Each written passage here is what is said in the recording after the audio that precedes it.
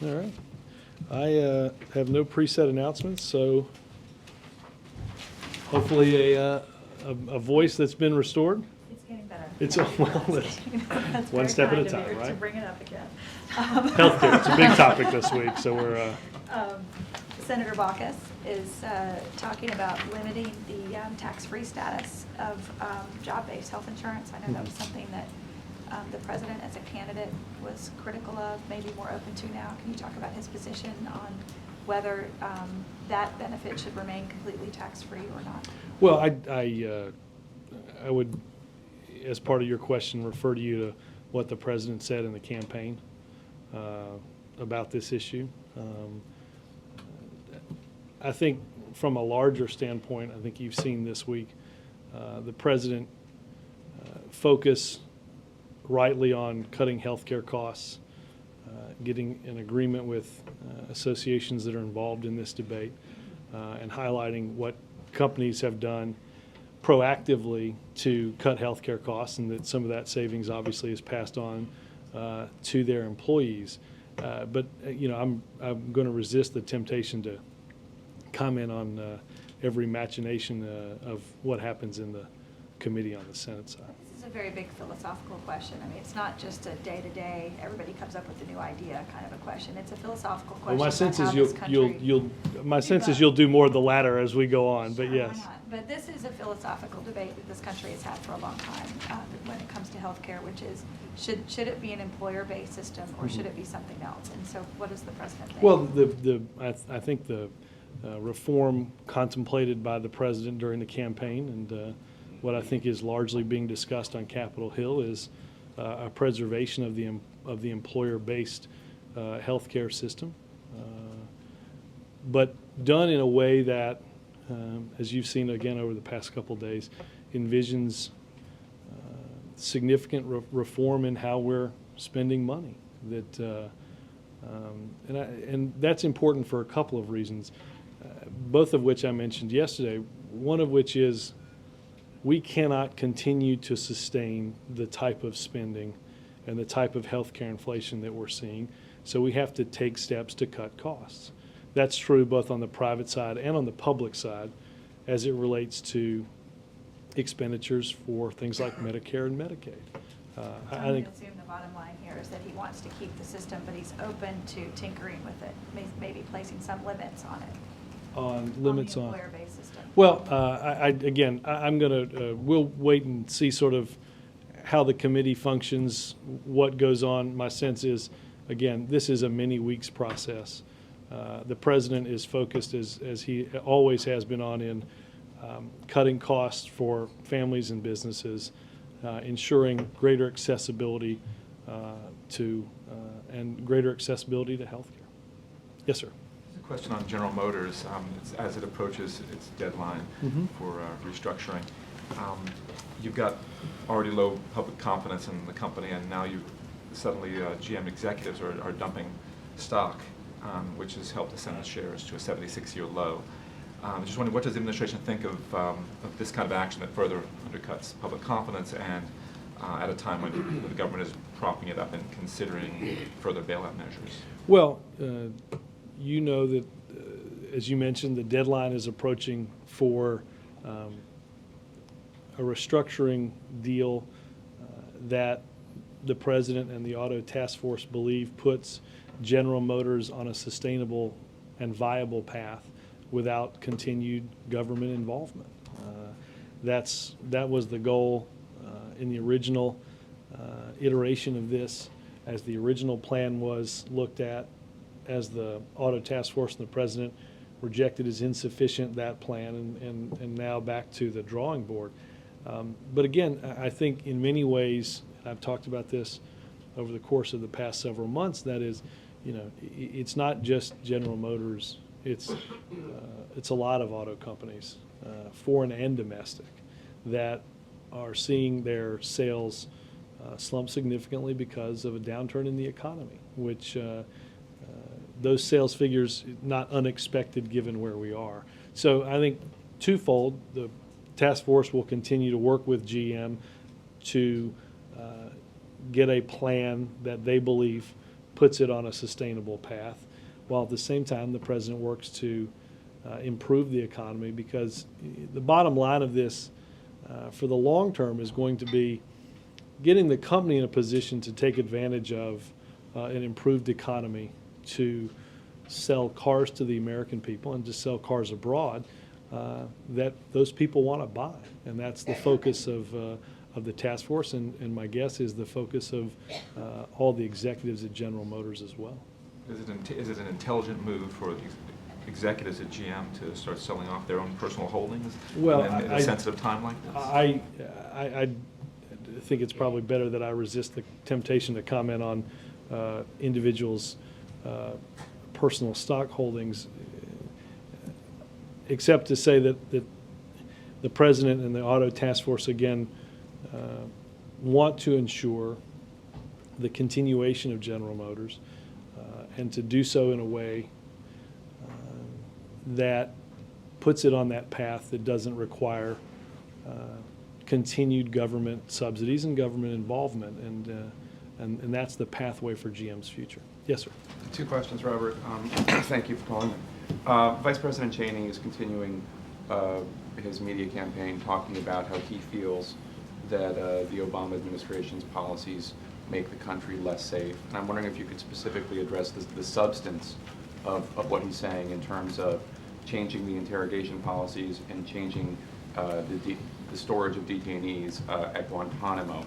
I understand that you feel that this was bad public relations that inflamed people against the United States, but in addition to that, how do you know that Vice President Cheney is wrong? Well, I think there was, without putting words in everyone's mouth, I think there's been some agreement across party lines that Guantanamo Bay has not made us a safer country. I've seen remarks in the past few days. I read part of what Vice President Cheney said this weekend. I haven't seen updated comments. I don't know if that's what you're referring to. You know, the president has taken action long needed to address our fundamental threat throughout the globe, and that is in Afghanistan and Pakistan, to put a renewed focus on the exact location of where extremists have targeted this country.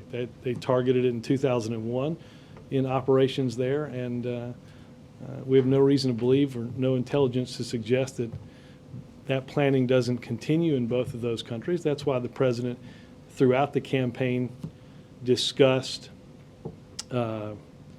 the importance of focusing on those 2 countries, and that's why you've seen his actions in moving more of our precious resources and troops to Afghanistan to address Al-Qaeda, the Taliban, and its extremist allies. I think that's the best way to keep this country safe, is to go at the terrorist threat, something that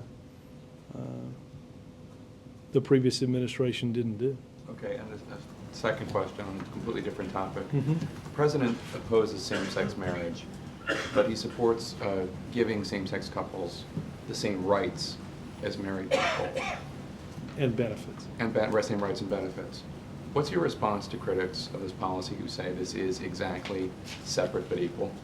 Well, I would point you to any number of times that he was asked this during the campaign and addressed it. I don't think it was ever asked, is this separate but equal? No, in fact, it was asked on multiple occasions, and I can pull you something on that. It's the president's belief. He strongly supports civil unions and supports ensuring that they have access to the rights and benefits, such as hospital visitation and things like that, that are enjoyed by others. Yes, ma'am. Robert, also 2 questions, if I could. One is on the reports that are coming out today on Social Security and Medicare.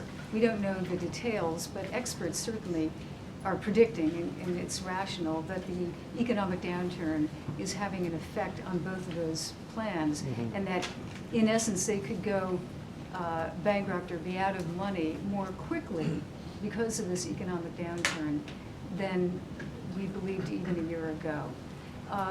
Do you know how bad it is? How could you define how bad it is? And what, if anything, is the President planning at this stage to do about that?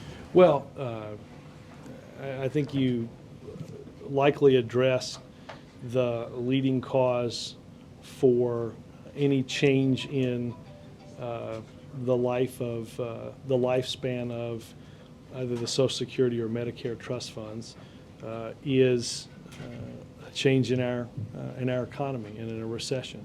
I think first and foremost, it is to address this exactly how the President has addressed our economic problems, and that is to focus intently on them, to create jobs, to get our economy moving again, to lay the foundation for long-term economic growth, and that through that economic growth we'll see a stronger position for both Medicare and Social Security. Obviously also the President has, as we talked about the last few days, and quite frankly, many days in this administration, that addressing health care reform is addressing one of the very same entitlements that we're talking about here in Medicare. I think previous reports have suggested that Medicare was in a more immediate danger than was Social Security.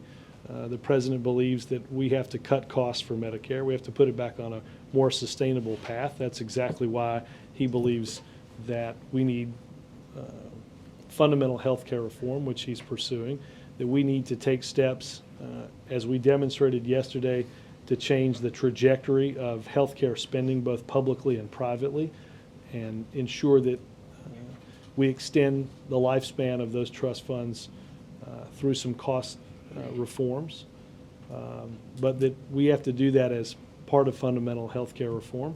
And lastly, I think the President has sought to cut waste from Medicare by eliminating the subsidies for insurance middlemen to provide largely the same services that Medicare already does. I think all of those things are efforts that he's undertaking to shore up the stability of these important programs. And a question on another subject. Even some of the President's friends are now saying that he is hedging on his promises on Don't Ask, Don't Tell. He said he would overturn it, and now you're saying, you have said, the President will keep his promise, but we heard from General Jones saying that I don't know when he was asked when it would be overturned. And some people feel that it's really on the back burner. And also cases of people, there's a group now of people who are in the military who are gay, who have come out, who are, we're doing a profile on one who's a linguist, Arabic linguist, who's been kicked out. Right. Because precisely of that. So, I think that case, in fact, shows why the President, why former members of the Joint Chiefs, and why the administration believe that the policy isn't working for our national interests. Now, in terms of keeping his promise, I would note that many of the questions that have been asked here require more than the snapping of one's fingers. To get fundamental reform in this instance requires a legislative vehicle. The President made a promise to change this policy. He will work with the Joint Chiefs of Staff, the administration, and with Congress to ensure that we have a policy that works for our national interests. Yes, ma'am. On Guantanamo, there's been a lot of concern lately about the lack of the details, the concern about what the administration is planning. Senator McConnell took it to the floor today and said there should be more openness about which communities are being considered to take detainees, saying that these people that live there want to know if they would be affected by the arrival of terrorists. So I guess my question is, do you believe there should be more openness about these communities that are being considered, and if not, why not? Well, I think I don't have much to add to what we've said before, which is that the process was started in the very beginning of this administration to review our detainee policy and to make recommendations to the President to keep a promise to close Guantanamo Bay in a year, and that's a process that is ongoing. Do you know when you might have some more concrete plans? Presumably, I know you have a year, but you won't obviously be deciding the night before. So I just wonder what the Presumably. time, right? What the time would be and when we might. I don't have any updates on timing, except to say that it's an issue that is obviously active here, as there are a number of reviews ongoing relating to that executive order. It's 0 for 2, just real quick here. I know you're meeting, the president's meeting with the Senate about Supreme Court nominee tomorrow. Can you give a sense of timing there? I mean, there's an issue The of meeting will whether. be tomorrow. Yeah, okay, thanks. I'm clear on that one. In terms of when we might hear about a nominee, and specifically if the president has a position about whether he'd like to see confirmation hearings before August recess or after. Well, in terms of timing for confirmation hearings, I think first and foremost, the president strongly believes that, as I've said repeatedly, we have to have somebody in place when the court next hears fresh business in October. I think the best way to ensure that that's the case would be to get this done before the lengthy August recess. That's presumably the best way to ensure that we have somebody in place for the court's opening in October. Robert? Yes, sir. Were you saying to Jill that you believe the accelerating drain on the entitlement trust funds is an argument for the president's health care reform plan? Absolutely. I didn't just say that today, I've said that repeatedly. Look, there, without having that fancy graph behind me again, if we don't take action to slow the growth in healthcare spending, both publicly and privately, we are going to find ourselves in a simply unsustainable position. That unless or until we address those rising costs through healthcare reform, we're risking the solvency of these programs in the future. That's why the president has taken steps to address both the public and the private side of our healthcare system. And on Cheney, has a decision been made on whether to release the memos he talked about again? I'm trying to find out where all that lays, and hopefully can clear that up in the next few hours. I'm trying to find where that is. All right. Jonathan? The president is going to be making his first commencement speech tomorrow as president, and it's going to be delivered well past a lot of our deadlines on the East Coast. So I wonder if you have any kind of theme that you want to release now, any hint on what he's going to be talking about at Arizona State tomorrow? Well, I will. I know there's a healthy draft of that speech, and we'll endeavor to get that to you well in advance of your East Coast deadline, even as you're near the West Coast. Obviously, I think he will, through the course of several of these commencements at Arizona State, at Notre Dame, and then finally at the Naval Academy, discuss the amazing opportunity that graduates have, the challenging world that they enter into, and as he's done in many commencements before, talk about the fact that the choices that you make leaving college about being involved in your community and serving a purpose higher than yourself is tremendously important. But we'll get you something in advance so that you don't have to guess. Yes, sir. And do you have any comments about this OMB memo regarding a cap and trade system and its impact on small businesses, and the methodology used by the EPA to determine the Well, I think the memo that's on regulations.gov. Yeah. Well, I think it is, as I understand it, is not an analysis of cap and trade. I think, let me make sure that you understand that as part of the premise of your question, that it is a series of departmental reviews on a command and control policy relating to the regulation of greenhouse gases in accordance with the EPA versus Massachusetts.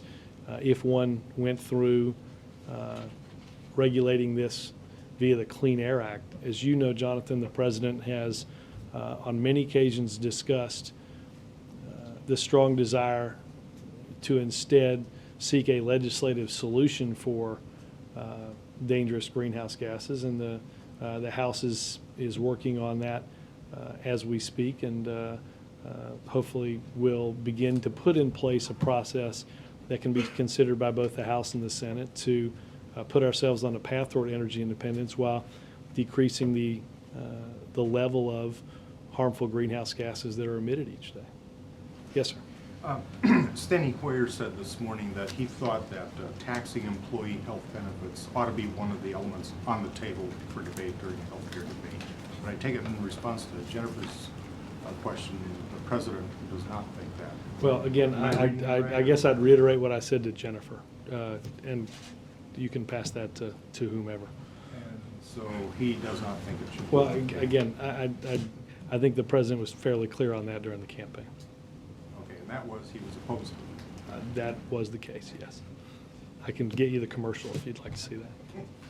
Major? Robert, Senators Graham and Lieberman have written the president a letter about the pending release of the photographs of the treatment of detainees, and they like the president to consider reversing that decision made both by the Justice Department and the Department of Defense.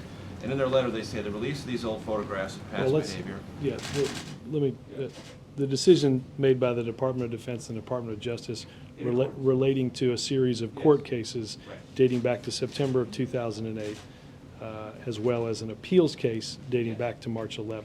Go ahead. That's the legal Sorry. foundation, yes. And in their letter, they say, this will serve no public good, I'm quoting now, but will empower al-Qaeda propaganda operations, hurt our country's image, and endanger our men and women in uniform. Is this something that is being considered by the president for reversal, or is this a policy that will go forward, and does he have any anxiety about the potential consequences of the release of these photographs? Well, obviously, the president has great concern about any impact that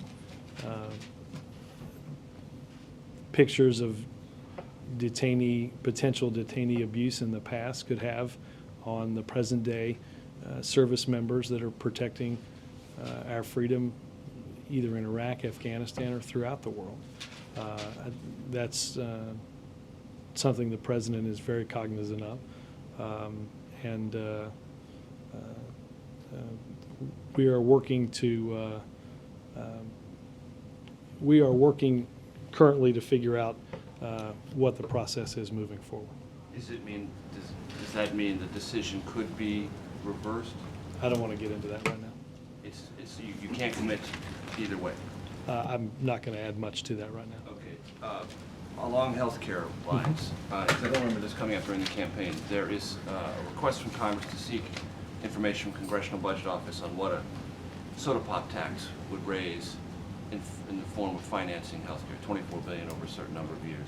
Is that something that the White House would encourage Congress to investigate more, or would you like to tell them that it's not a good idea and the president opposes raising taxes on soda pop to finance healthcare? I have not seen the CBO report. I ingested a Diet Coke not long before coming out here.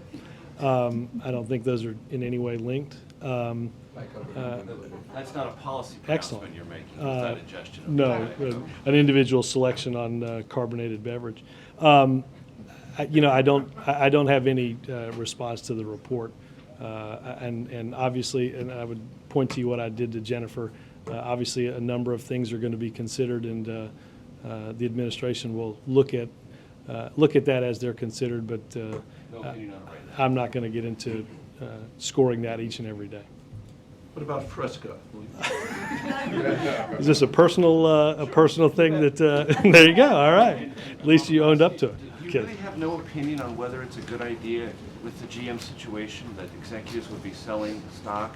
That would not send a Well, signal look, to no, consumers I- and folks who are looking at the situation while the task I force is trying to hesitate. come up What with a I'm plan? hesitating to do is get involved in people's personal financial decisions. Obviously, Wouldn't that send a signal out there that some people Well- might be justifiably alarmed about? well, I think there's enough with a company that is that has to come up in a few weeks with a deadline facing a deadline to restructure, that there's plenty in GM to worry about. But you've said that's and that to the keep it president alive, is- and if the top executives are selling Yeah. stock, that signals that they think it's gonna die. Spending our money. Well, I will take a closer look at the report. I have not seen it. Mike? Jeffrey? Throughout the presidential campaign, certainly the vice presidential selection process, secrecy was a big sort of hallmark of the process of... I'd say privacy, but yes. Okay, privacy. How you all went along toward picking Vice President Biden, the same with the cabinet. Do you believe that you will be able to maintain the same privacy in this selection of a Supreme Court justice? And is that the president's wish and desire? Look, obviously, I think the way the president conducted his vice presidential search and the way he conducted a search for a cabinet was his strong desire not to drag names through and vet names through the public. The president, obviously, based on his understanding of the law, his understanding and teaching of the Constitution, and his studying of the court, I think he has a pretty firm understanding of what he's looking for. Somebody who understands and can apply the rule of law, but also understand how the law applies to individuals' everyday lives. I think he will be, I think this is a decision that he alone will make. I don't think that the lobbying of interest groups will help. I think in many ways lobbying can and will be counterproductive. The president does take some heart in knowing that in all the lists that have been seen and produced, there hasn't yet been one produced with the totality of names by which, under which are being considered. So in these meetings, like the one tomorrow with Senate leaders, how do those go in a general sense? Since he already has an idea, is he running some names past people, or is he mainly listening to what they're saying? And if he is running names past people, doesn't he run the risk of this being not a private situation, since the Hill is more involved in this than... Well, look, I think not knowing exactly whether the president will, as you mentioned, run or vet names through the senators that will visit tomorrow. I mean, obviously, there was a previous question about the importance of the process and the timing. I think something that the president will want to discuss with the leadership and the member and ranking, the chair and the ranking member of the relevant committee that will hear the confirmation hearings of a nominee.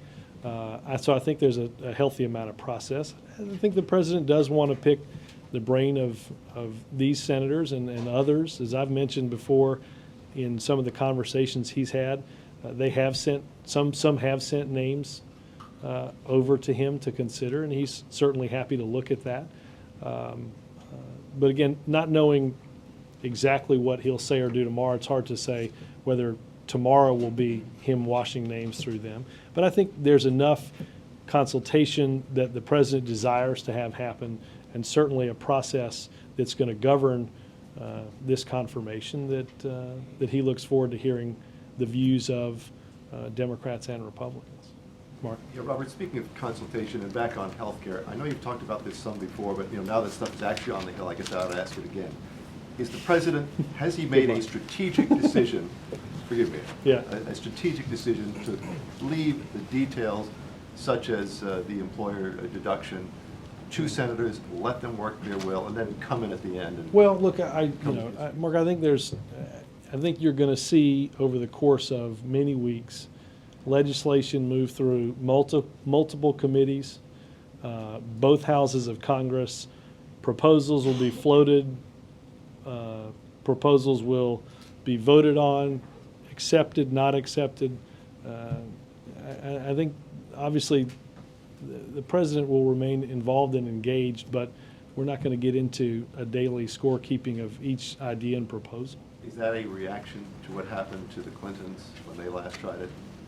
No, I think it's a formula that hadn't worked too badly in the past 100 or so days.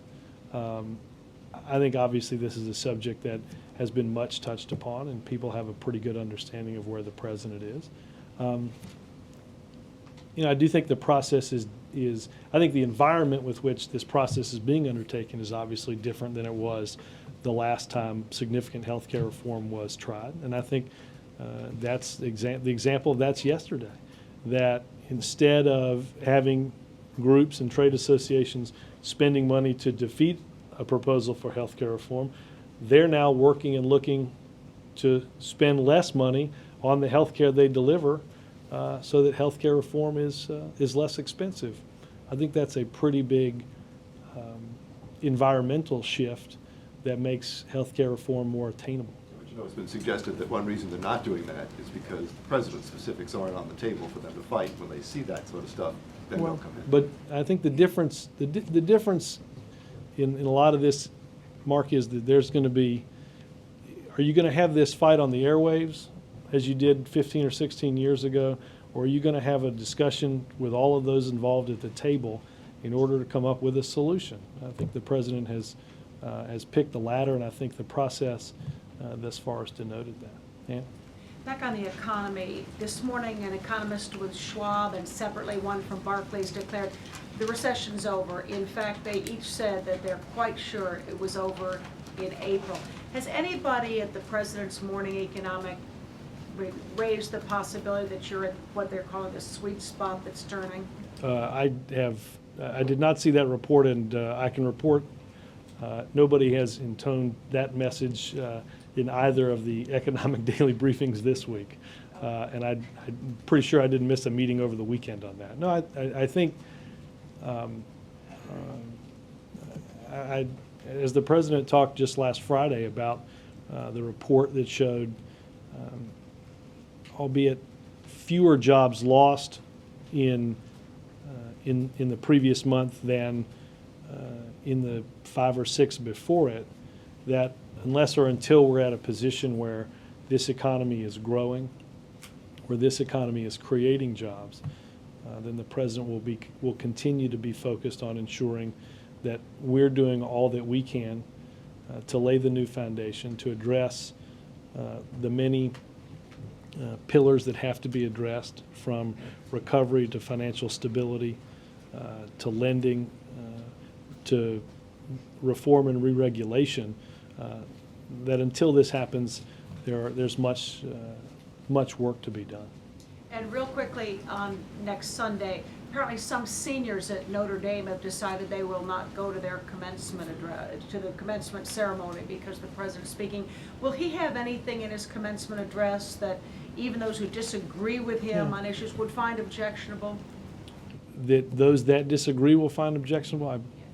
Will he address some of the more sensitive issues that have caused? Well, I think he will address writ large the notion, as he has, I think, throughout his campaign, that we can disagree on issues without having to be disagreeable. I would point out, Ann, that I think there's one group organizing a boycott, and as best I can understand it, there are 23 groups that have formed in support of the president's invitation. The valedictorian is supportive of the invitation. Public polling done by Pew shows a majority of Catholics are in support of the invitation to speak at the commencement of at Notre Dame. And that I think I saw a figure that 97% of the students are supportive. The president understands the right of anybody in this country to disagree and to exercise their disagreement in that way. I think it's important to understand it appears as if the vast majority of students and the majority of Catholics are supportive of the invitation the president accepted. I know he's greatly looking forward to seeing that. Peter? Robert, the Obama administration has cautioned that it may rescind stimulus money from California over a dispute involving wage cuts for home health care workers. Is this likely to happen? Well, I asked specifically about that this morning. No decision has been made. I think the process and the issue are being reviewed by OMB, but no OMB and HHS, but no final decision has been made. Yes, Ken. On Middle East, Robert, why is the president optimistic at this time that there can be a return to the peace process, given the fact that Netanyahu still uses some hardline rhetoric and the inability to rein in Hamas, which of course controls the Gaza Strip? Well, look, the president, obviously, Ken, by nature, is a fairly optimistic individual. I think one of the things that he believes that has been missing from this debate is our continued high-level engagement in working to ensure progress to bring about that long-term peace. I think we announced earlier today that Prime Minister Netanyahu, Mr. Mubarak, and Mr. Abbas will visit the White House over the course of the next few weeks. The President will get an opportunity to reiterate to all of them the importance of this, to continue to be engaged in the search for long-term peace that he started the day he walked into the Oval Office by talking to several of these leaders and the leaders that at that time represented their country, and to look for and push for a two-state solution that we believe is strongly in our interest, in the interest of the Israeli people, and in the interest of the Palestinians. King Abdullah is quoted today in a British newspaper saying that if there isn't a return to the peace process, that there'll be some kind of bloodshed or potentially another intifada. Is that something that was discussed when he was here, and does the president believe that we're on the eve of renewed violence? Well, I don't know exactly if that exact point was brought up. I know that the president believes without our involvement, without our sustained involvement, long-term peace will be hard to achieve. I think that's why he worked on it from the very beginning of walking into the Oval Office, and he'll continue to keep that commitment, understanding that it's the first step in that process. So, Carol? Well, the president campaigned against Governor Charlie Crist, who was one of the only Republican governors who supported this stimulus plan. Is he going to support? I've got a way to go before we get into the schedule of the fall elections. Is he going to support the Democratic nominee in that race? We generally support Democratic nominees. I'll say that tongue in cheek. I think you have a sense of where the president's party allegiance lies. So, Robert, back to Don't Ask, Don't Tell. You indicated that the president wants to change the policy, but some legislative vehicle would be necessary. He is the commander-in-chief. yes, I mean, if the president and the Secretary of Defense can bring about a new leadership in Afghanistan, replace the commanding general there, couldn't the president and the Secretary of Defense delay any more people getting fired under Don't Ask, Don't Tell? Well, there have been discussions about the best way to move forward, and the only sustainable way to do that is through sustainable and durable way is through legislation, which the president has promised and has continued to work let with. others, men and women in uniform, then be dishonorably discharged simply because they're gay and lesbian while he's waiting for legislation? Well, Bill, as I said a few minutes ago, I think the president believes now, as he has believed for quite some time, that the process does not serve our national interest. You've seen many speak out in opposition to it, and the president is working with the Joint Chiefs and members of Capitol Hill to come to a durable legislative solution. Yes, sir. Back to the Middle East, and thank you, Robert. Where do these meetings, the upcoming meetings with Middle Eastern leaders, fit in the preparation for his speech in Egypt? And is it safe to assume that the president will reveal after these consultations his vision or plan for how to achieve the two-state solution, either in the speech or announcement? Well, look, I think the president, I don't want to get ahead of the diplomacy, and certainly don't want to do it from up here. I think the president believes there's a constructive role for America to play. But as we've said, there are also some big and lasting decisions that each of the individuals and as a group are going to have to make by themselves. the best way for the president and this country to be involved is to continue to push that engagement in a sustained way to ensure that we're making progress. I think that's the best way moving forward. Thank you, Ron. Yes, ma'am. You keep talking in terms of healthcare reform. You stress savings and efficiencies, but do you think that this can be done without any increase in taxation? I think that, well, the president discussed in the campaign certain ways to pay for health care reform that included an increase in taxes on the very wealthy. Do I think we can make sustainable progress in cutting the cost of health care without raising taxes? Absolutely. I think there are trillions of dollars, as we talked about yesterday, that can and will be saved if we take the necessary steps and make some important decisions to address the rising cost of health care. Understand, and I made this point several times yesterday, unless or until we do something about the cost of health care, we are going to face increasing deficits for a long, long time. If we don't do anything to address Medicare and Medicaid, we are on an unsustainable path. And I think all you have to do is ask small businesses and families throughout the country whether this healthcare system is working, whether the healthcare system is working as best as it could be. We invest as a nation a lot of money in our outcomes, trail many other countries around the world. The rising costs of premiums and deductibles are something that even in good economic times have caused significant financial hardship. That's why the president decided early on that reforming health care and making it more affordable was one of his top priorities. Thanks, guys. Thank you, Robert.